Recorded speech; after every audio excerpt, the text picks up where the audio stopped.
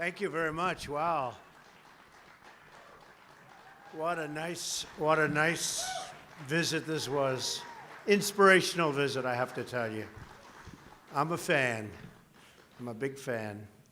I want to thank Howard Kettle, Francis Spradley of the Andrew Jackson Foundation, and all of the foundation's incredible employees and supporters for preserving this great landmark, which is what it is.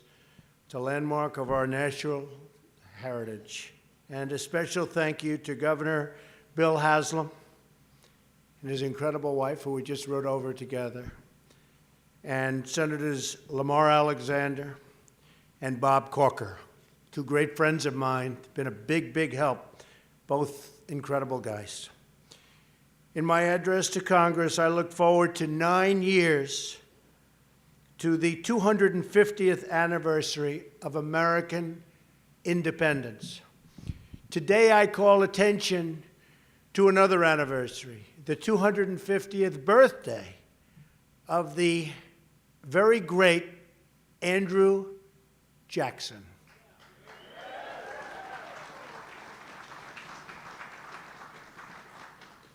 And he loved Tennessee, and so do I, to tell you that.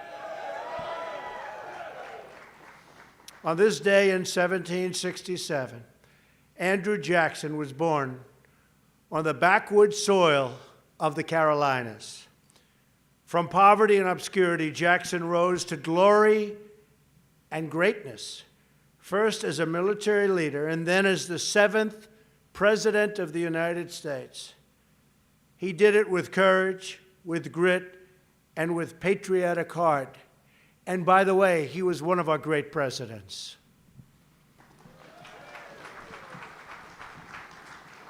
Jackson was the son of the frontier. His father died before he was born. His brother died fighting the British in the American Revolution. And his mother caught a fatal illness while tending to the wounded troops. At the age of 14, Andrew Jackson was an orphan. And look what he was able to do. Look what he was able to build.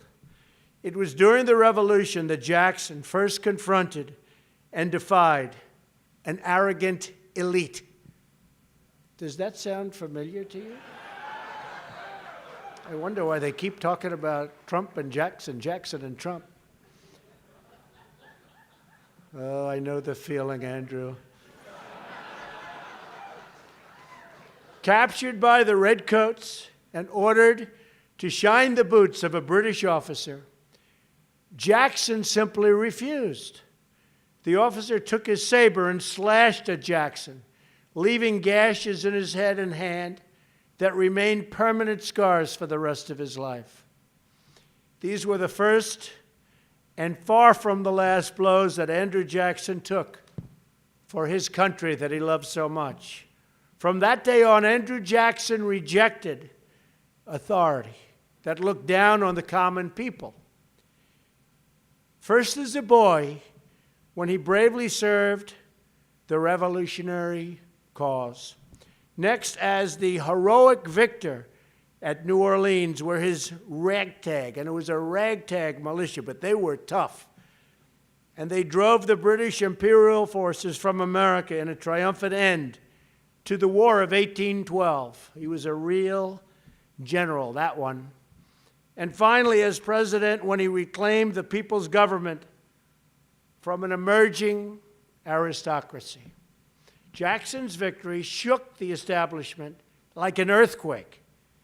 Henry Clay, Secretary of State for the defeated President John Quincy Adams, called Jackson's victory mortifying and sickening. Oh, boy, does this sound familiar. Have we heard this? This is terrible. He said there had been no greater calamity in the nation's history. The political class in Washington had good reason to fear Jackson's great triumph. The rich and powerful, Jackson said, too often bend the acts of government to their selfish purposes. Jackson warned they had turned government into an engine for the support of the few at the expense of the many. Andrew Jackson was the people's president, and his election came at a time when the vote was finally being extended to those who did not own property. To clean out the bureaucracy, Jackson removed 10% of the federal workforce.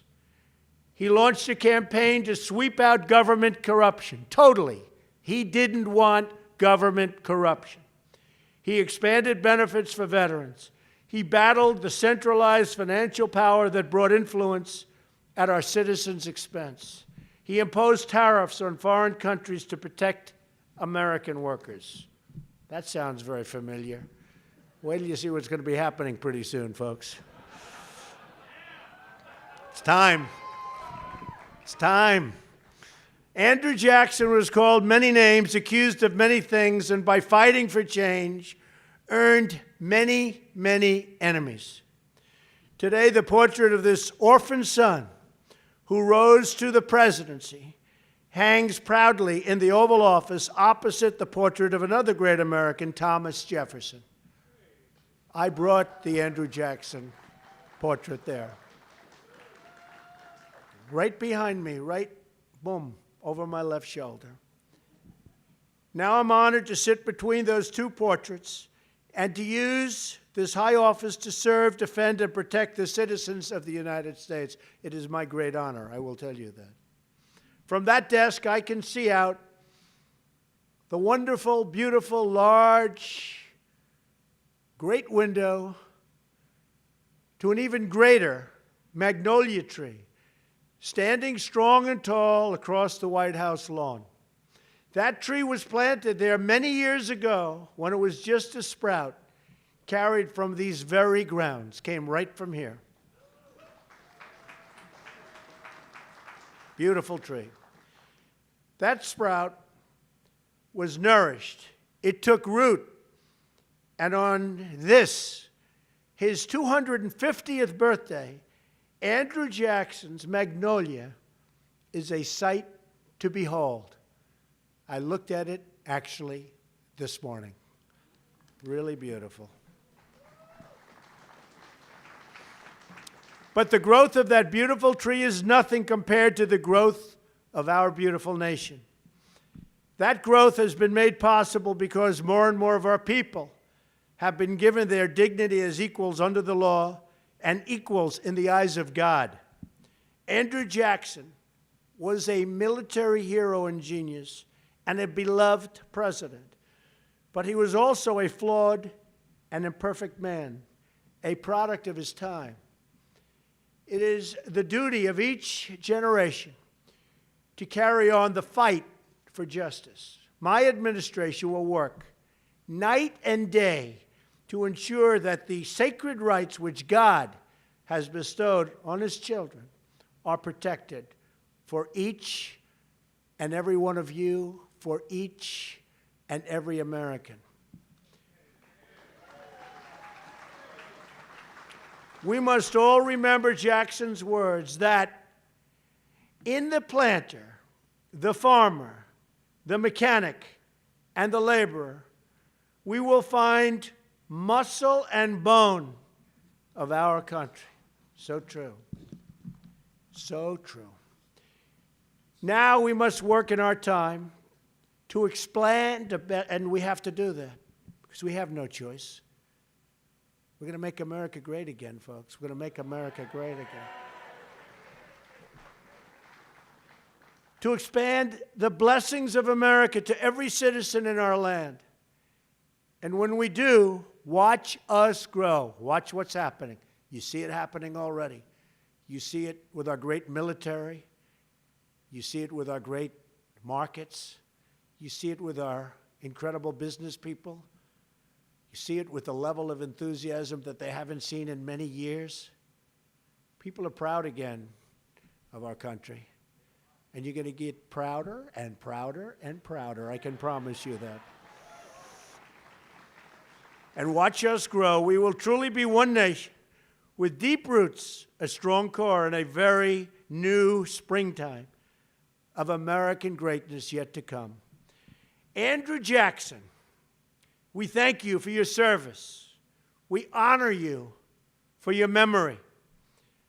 We build on your legacy, and we thank God for the United States of America. Thank you very much, everybody. Thank you. Thank you very much. Thank you. Thank you.